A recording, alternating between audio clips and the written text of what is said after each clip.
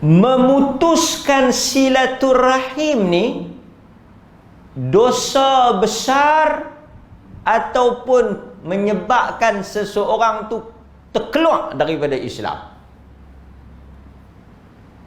Hadis ni kata apa? Tak masuk syurga. Ini dia panggil KBKK. Lah ni dia panggil KBAT. Dulu KBKK. Lah KBAT. Kemahiran berfikir aras tinggi. Kita fikir sikit. Taklah tinggi mana pun. Dosa putus silaturahim ni, orang yang putus silaturahim ni, dia berdosa besar ke ataupun dia terkeluar daripada Islam? Dia jadi kafir terus. Okey, saya tahu tuan-tuan semua ada jawapan. Kalau kita jawab dosa besar, kita akan tanya pula. Kalau kita kata siapa yang putus silaturahim ni, dia tak kafir, dia tak kafir, dia tak terkeluar daripada Islam, dia hanya fasik, dia hanya buat satu dosa yang besar, tapi dia masih Islam. Kalau dia masih Islam, kenapa dia tak masuk syurga? Sebab kita baca dalam hadis-hadis Nabi, kita baca dalam Al-Quran, Al-Quran juga menyebut benda yang sama, hadis juga mengulangi benda yang sama, selama mana seseorang itu memiliki tauhid, memiliki akidah, dia tidak terlibat dengan perbuatan syirik, walaupun dia melakukan dosa yang paling besar berulang kali, akhirnya dia akan masuk syurga. Yang pentingnya akidah yang benar, tauhid yang murni. Sebab itu dalam hadis Nabi SAW pernah menyebut bahawa sesiapa yang di dalam hatinya mempunyai iman, dalam hati dia ada akidah, ada iman, ada tauhid, dia akan masuk syurga. La ilaha illallah, dia masuk syurga.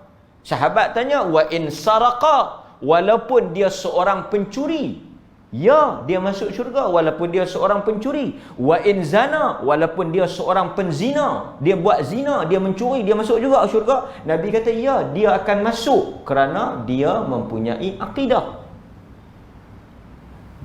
Jadi arti katanya, dia masuklah. Pasal itu bila satu orang Muslim mati, di sisi ahli sunnah, kita kata apa? Kemungkinan Allah Ta'ala masuk dalam neraka untuk azab dia, dan kemungkinan Allah Ta'ala pun masuk dalam syurga. Tapi orang Islam dia tak kekal dalam neraka.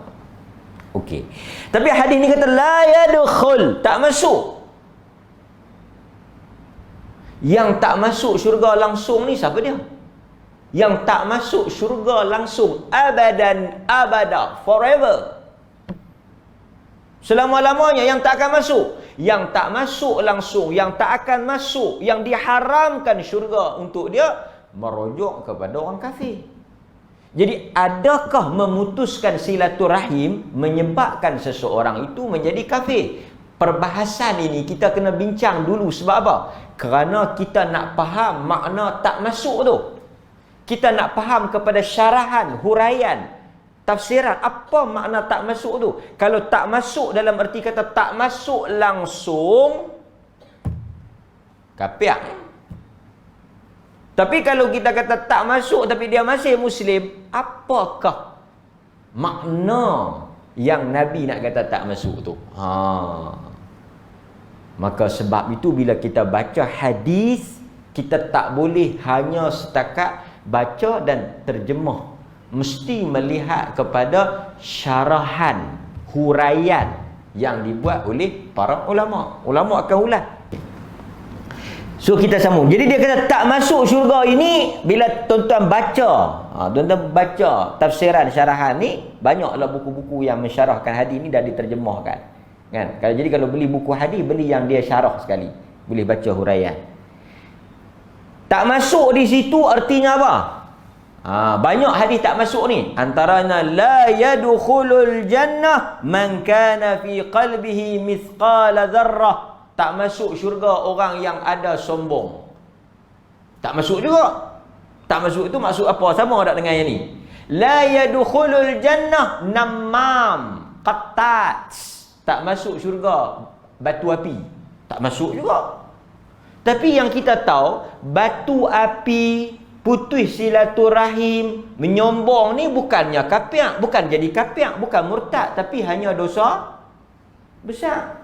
Tu semua yang cucuk-cucuk orang tu Muslim tapi dosa besar. Jadi saya nak habaq apa kata tuan? Kata para ulama, tak masuk di sini dengan arti kata tidak masuk awal. Perkataan tak masuk awal artinya dia akan masuk tetapi lambat. Bila dengar buah ni yang duk putih silaturahim, yang menyombong takabur dengan yang duk batu api orang tu, lega. Awak lega, masuk juga. Cuma lambat sikit. Yang ni bukan giliran cucuk vaksin.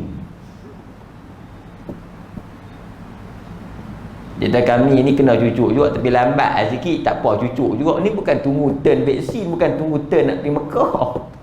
Ini kalau tak masuk, okey tuan-tuan, kalau tak masuk awal syurga, duduk tang mana masa nak tunggu nak masang pattern tu?